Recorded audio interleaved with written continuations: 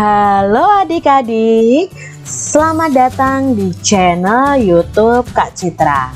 Hari ini kita akan belajar bersama-sama untuk mata pelajaran tematik tema 1, subtema 2, pembelajaran yang kedua.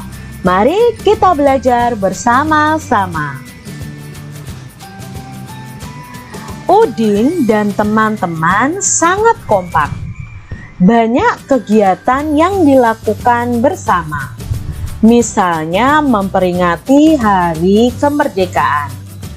Bacalah percakapan di bawah ini dengan teliti. Nah, ini ada percakapan Udin dan Edo. Mari kita simak adik-adik. Edo, kamu sudah tahu belum? Nanti akan ada lomba sepeda hias loh. Lomba dalam rangka apa, Udin?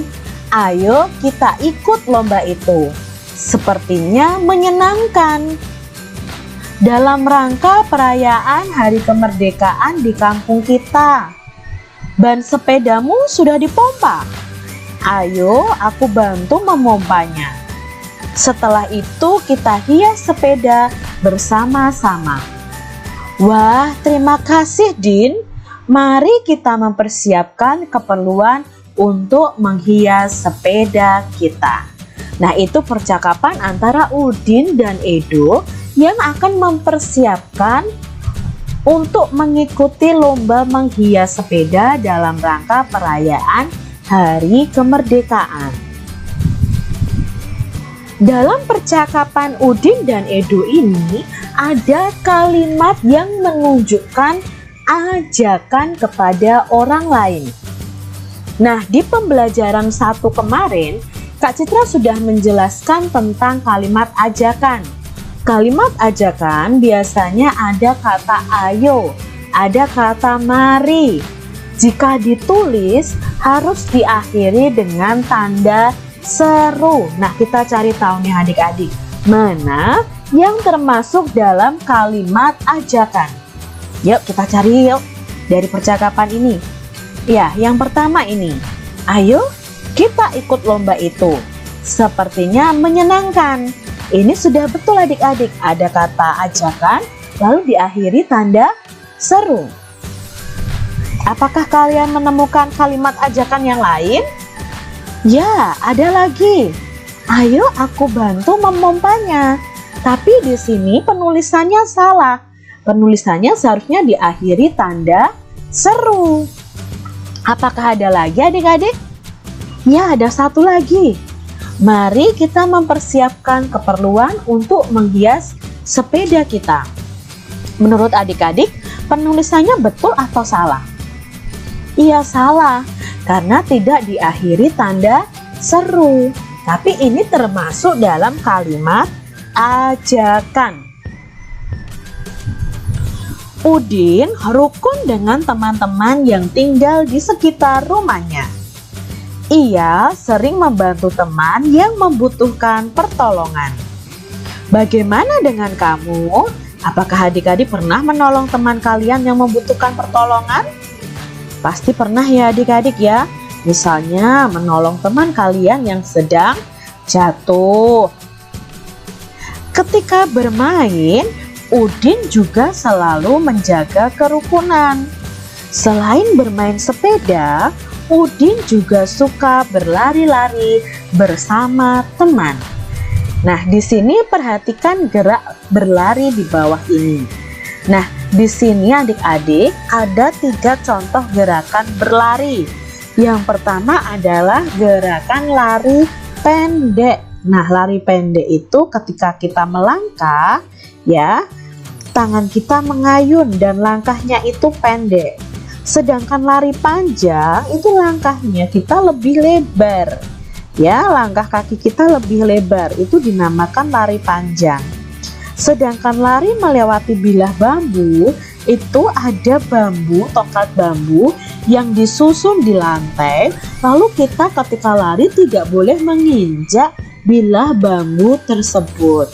Kita ingat kembali bahwa gerakan berlari dan berjalan itu adalah gerakan melangkahkan kaki yang diikuti ayunan tangan. Saat kaki kanan kalian melangkah, maka tangan yang mengayun adalah tangan kiri. Kalau kaki kiri kalian yang melangkah, maka tangan yang mengayun adalah tangan kanan. Nah, dalam permainan atau dalam gerakan lari melewati bilah bambu, kalian tidak diperbolehkan menginjak bilah bambunya. Itu adik-adik. Nah, gerakan berlari ini memperkuat otot kaki kita. Permainan apakah ini? Nah, di sini ada permainan nih. Ini permainan apa ya? Dan bagaimana cara memainkannya? Apakah kalian tahu ini permainan apa ya? Kenapa ada yang gandengan, ada yang lari-lari? Nah, ini permainannya bernama permainan menjala ikan. Bagaimana cara memainkannya? Yuk kita lihat aturannya. Siswa dibagi menjadi 2 kelompok. Kelompok pertama menjadi jaring dan kelompok kedua menjadi kelompok ikan. Kelompok jaring saling bergandengan tangan dan berusaha menangkap ikan dengan cara mengejarnya. Ikan yang dikejar harus menghindar. Apabila siswa yang menjadi ikan duduk, maka siswa yang menjadi jaring tidak boleh menangkapnya. Nah, ini si jaring harus berusaha menangkap si ikan. Nah, jaring sendiri minimal terdiri dari 3 orang yang bergandengan tangan. Siswa yang menjadi ikan yang tertangkap menjadi kelompok jaring, sehingga kelompok jaring akan menjadi semakin panjang. Demikian seterusnya sampai yang menjadi ikan itu habis. Jadi yang jadi ikan nih, kalau tertangkap sama jaring, maka ikannya tadi harus menjadi jaring. Jadi nanti kalau semakin banyak ikan yang ditangkap, maka jaringnya akan semakin panjang. Nah, ini permainan menjala ikan. Bisa kalian praktekkan dengan teman-teman kalian adik-adik. Tapi tetap harus menjaga keselamatan diri kalian. Tidak boleh saling tarik-menarik saat berlari. Perhatikan gambar anak-anak yang sedang bermain menjala ikan. Nah, di sini kita perhatikan. Tuliskan sikap yang menunjukkan saling membantu dengan teman. Nah, di sini ada yang jatuh. Ya, ada Edo yang jatuh lalu dibantu oleh Udin. Ini menunjukkan sikap saling membantu dengan teman. Untuk menghias sepeda di rumah Edo, urutkan gambar-gambar di bawah ini agar menjadi sebuah cerita. Ada 4 gambar nih. Kita mau urutkan dulu adik-adik supaya gambar ini menjadi sebuah cerita. Apakah gambar pertama itu gambar yang langsung menghias sepeda, atau gambar si Udin mengetuk pintu, atau gambar yang ini nih, si Udin mau pulang lalu si Edo menjawab apa itu pamitannya si Udin. Nah, kira-kira yang mana dulu ya kalau dibuat cerita ya? Ya pasti si Udin datang ke rumah Edo dulu kan, mengetuk pintu, maka ini yang pertama. Lalu setelah itu ketemu Edo, apa yang mereka lakukan? Ya, mereka menghias. Maka gambar yang kedua ini, setelah mereka menghias, nah ini si Udin pamit pulang karena harus beribadah. Dan si Edo mengizinkan untuk si Udin pulang dan melanjutkan menghiasnya esok hari. Ini kalau dibuat cerita bagus adik-adik. Contohnya nih, Udin ke rumah Edo. Ia mengetuk pintu rumah Edo. Edo menyambutnya. Udin dan Edo menghias sepeda. Setelah menghias sepeda, Udin mau pulang karena akan beribadah. Nah, si Edo mengizinkan Udin untuk pulang dan akan melanjutkan menghias sepedanya esok hari. Itu kalau dibuat sebuah cerita. Nah, jawablah pertanyaan-pertanyaan di bawah ini dengan memperhatikan cerita gambar tadi adik-adik. Apakah Edo marah ketika Udin pamit pulang untuk melakukan ibadah? Edo tidak marah, malah Edo mengizinkan. Gambar manakah yang menunjukkan Edo memberikan kesempatan kepada Udin untuk beribadah? Ya, gambar yang keempat ya, tadi gambar yang terakhir. Apa yang dikatakan Edo setelah Udin pamit pulang? Apa yang dikatakan Edo tadi? Ya, akan melanjutkan menghias sepedanya esok hari. Apa kesimpulan cerita bergambar tersebut? Apa kesimpulannya adik-adik?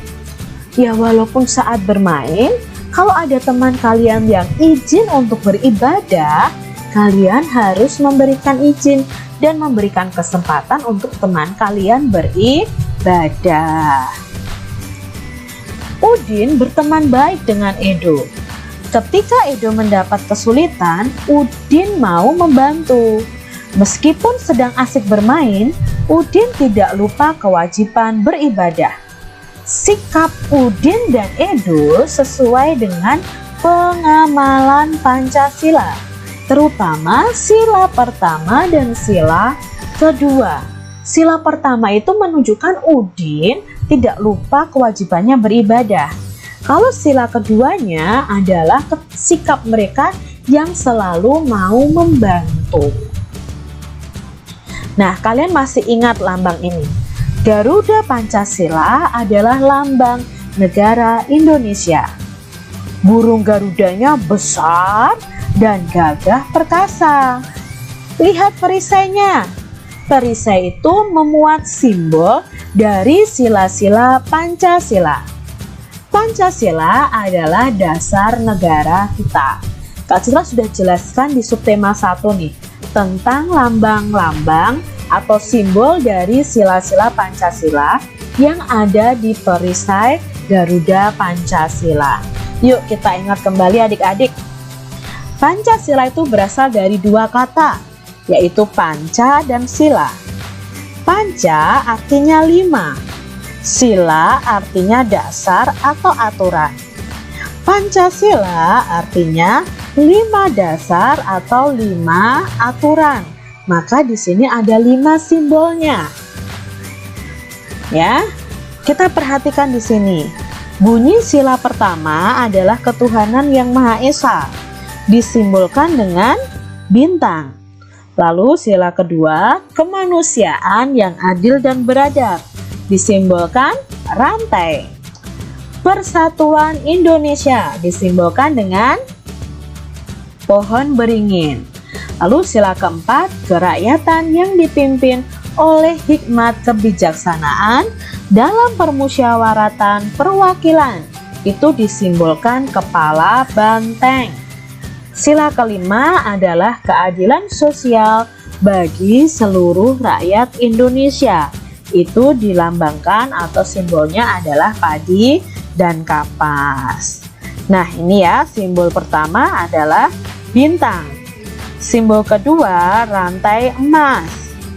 Simbol yang ketiga, sila ketiga adalah pohon beringin. Sila keempat, simbolnya adalah kepala banteng. Sila kelima, simbolnya padi dan kapas. Nah, penerapan sila ke-1 dan ke-2 di tempat bermain. Nah, di sini ada contoh penerapan sila ke-1 dan ke-2 di tempat bermain. Kita lihat sila ke-1 contohnya. Tidak lupa waktu beribadah ketika bermain. Nah, kalau kalian sedang bermain nih, tahu waktunya beribadah ya kalian harus beribadah terlebih dahulu. Nah, penerapan yang lain, yang B, memberi kesempatan kepada teman yang ingin beribadah atau memberi kesempatan ke teman yang mau pergi sholat misalnya. Itu kalian berarti menerapkan sila pertama Pancasila. Tidak mengejek teman yang berbeda agama, menghormati teman yang berbeda agama. Itu penerapan sila ke-1 Pancasila ya. Jadi kalian tidak boleh mengejek agama orang lain. Kita harus toleransi. Contoh penerapan sila kedua Pancasila di tempat bermain. Yang A, mematuhi peraturan dalam permainan, lalu membantu teman yang jatuh, suit atau kalau batu gunting kertas ya misalnya seperti itu, untuk menentukan kelompok bermain secara adil. Nah, ini adalah penerapan sila ke-1 dan kedua di tempat bermain. Pasangkanlah gambar di bawah ini dengan lambang sila yang sesuai jika sikap sesuai pengamalan Pancasila. Nah, kita lihat gambar yang pertama. Edo berkata, "Maaf ya, besok pagi saya tidak bisa datang. Saya mau pergi ke gereja." Nah, ini kira-kira sesuai dengan sila keberapa adik-adik? Ya, sesuai dengan sila pertama. Sila pertama simbolnya adalah bintang. Maka ini kita pasangkan dengan gambar bintang. Lalu gambar yang kedua. Siti berkata nih, "Aku pulang dulu ya, aku mau mengaji." Nah, ini berhubungan dengan agama juga, berhubungan dengan ibadah juga. Berarti sesuai dengan sila keberapa? Ya, sila pertama. Sila pertama itu adalah simbolnya bintang. Lalu gambar berikutnya yang ketiga. Membantu teman yang jatuh dari sepeda. Kira-kira kalau membantu teman yang jatuh dari sepeda, itu sesuai pengamalan sila keberapa? Ya, sila kedua, karena berhubungan dengan kemanusiaan.